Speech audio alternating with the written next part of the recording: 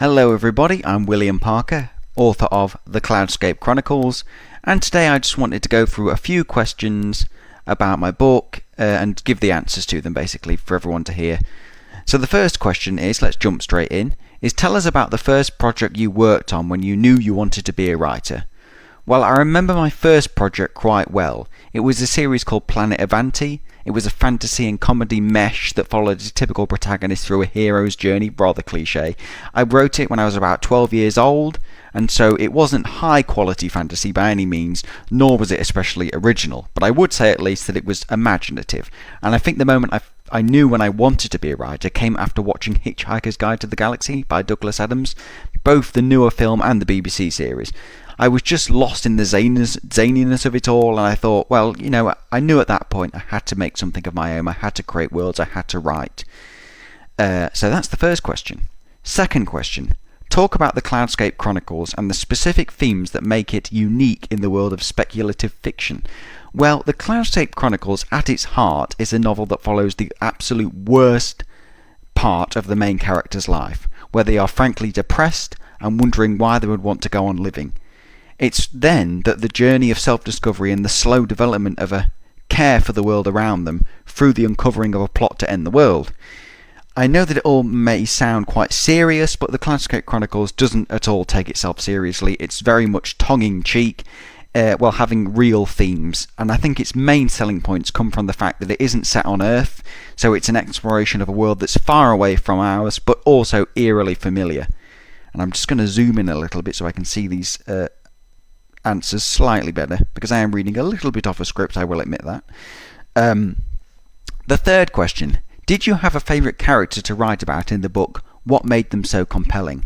Well, my favourite character in the book is the main character, Alfie Attil, but I think it would be boring to talk about the main character, so I'm going to shift gears a bit and talk about a side character I enjoyed writing. That man is Gregory Merton. Now, Gregory Merton is the definition of a successful and influential man. Without spoiling too much, he's a top politician in the Cloudscape and is clearly a terrible person by every means. He cares only about himself and his power, yet in the course of the story he's brought so incredibly low that he is essentially humbled and has to face the mistakes he's made and help save his daughter from a danger that he indirectly caused. So that's Gregory Merton, one of my favourite characters, and I'm sure you'll like him too. Moving on, has a character ever surprised you? Maybe you thought they were one way, but they turned out to be completely different. Can you tell us about this experience? Well, I think that the thing that springs to mind is the relationship between Alfie Attil and Bexley Buttersworth. I had no intent to make this a romantic relationship because I feel it's such a faux pas to have the main male character and the main female character fall in love in some way. However, as the writing got deeper, it felt right that they should be connected on some deeper level in order to properly develop the respective characters. So it surprised me, but the relationship between Alfie and Bexley is what springs to mind when it comes to a question like that, and that is something that you'll come across a lot if you ever read the novel. A next question. What do you do when you're just not motivated to write? Well, I'm going through this at the moment.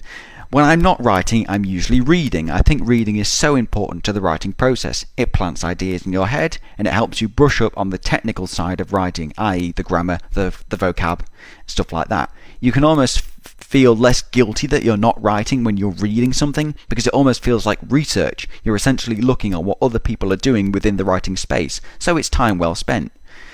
Next question. Did you write the Cloudscape Chronicles with an audience in mind? I actually think the Cloudscape could be enjoyed by anyone.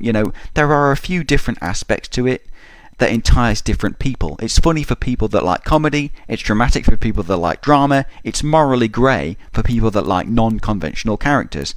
And I didn't try and tailor the story to a specific audience because I believe that negatively impacts what you're writing. Instead, I try to let it flow naturally, although I wouldn't recommend the book for children. Children don't read it. Next question. How do you navigate the dilemma of writing characters of different gender than your own? So female characters, basically. Well, that is a good question, because there are a number of key female characters in the Cloudscape, and I think it comes to be looking at a wide variety of media, looking at where a female character is done right. The film Alien always springs to mind with Ellen Ripley. She shows vulnerability and fear while also showing immense bravery and a sense of survival. I think the mistake some people make is that they make their female characters not very female. They strip away all the female traits because they're afraid of writing a stereotype. But that makes the character just another Mary Sue, in my opinion. I tried to show a complex array of emotions, and by doing that, they fit nicely in with the male characters and don't feel out of place. Let's move on to the next question. Do you bring your own personality or people from your personal life into your writing? If so, how? Well, the answer to that one is a no and yes, because I would be lying if I didn't say I aspire to make characters as unique as some of the people I meet in real life.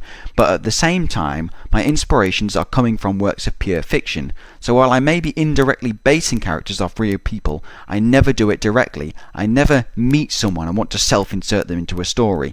There's something that feels wrong about that. But of course, what I experience in real life always broadens my mind, and the broadening of the mind does lead to the broadening of the writing. So it's a yes and no on that one. Next question, and we're going to get short answers, and we're going to get through these a bit quicker. If you could change the world by doing one thing, what is that something? And would you... Sorry, I read that completely wrong. If you could change the world by doing one thing, what is something you would change right away? Let's get into that. I would get rid of all nuclear weapons for sure. There's no question about this one. It's sad that we have to keep nuclear weapons because everyone else has them. But if no one had them, then that's a positive thing for all of humanity. Sorry to get political, and I'm sorry if you do disagree with me, but I think that just taking away a means to end our existence is a net bonus for us as mankind. So that's the one thing I would change about the world. What's your favourite movie? What's your favourite band? My favourite movie is Cloud Atlas, which is actually a movie that totally bombed at the box office and received bad reviews, but I can't help but enjoy the unique way it tells its story, or stories as I should say in plural. My favourite band, well, that's an easy question. Queen is my favourite band. Recommend some of your favourite novels to your community. Well, I encourage everyone to go and read The Chronicles of St. Mary's. It's very British, and I'm British, which definitely helps, but I don't think I've ever read such a story with such great dialogue, comedy, combined together. Even though it's a great read. Chronicles of St. Mary's.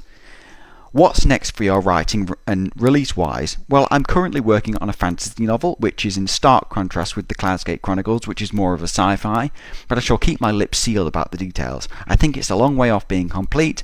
I'll give it another year before it ever sees the light of day. If you could offer some advice to a new author, what would it be? Well, my advice would be to read and read widely. It always starts with that step, and after that, brainstorm some basic ideas and just start writing. You'll find that one good idea leads to many others. So even if your first work is terrible, you'll get better the more time and effort you invest. So my advice is 2 words: read and write. So there we go, that's a few questions, and if you've got any other questions, please do leave them in the comments and I will answer them. And just to announce, I'm also doing a book giveaway, a physical copy of the book that's signed, and I will be giving that away to whoever interacts with this takeover the most. Whoever comments on all my posts and all things like that, I will give the book to that person. I know that many of you live in America and Canada, so it will cost me a bit to ship it, but I'm willing to do it to get that new audience and get that new person reading my book. So there you go, that's my questions and answers, and as I say, leave anything you want to ask in the comments below. Thank you.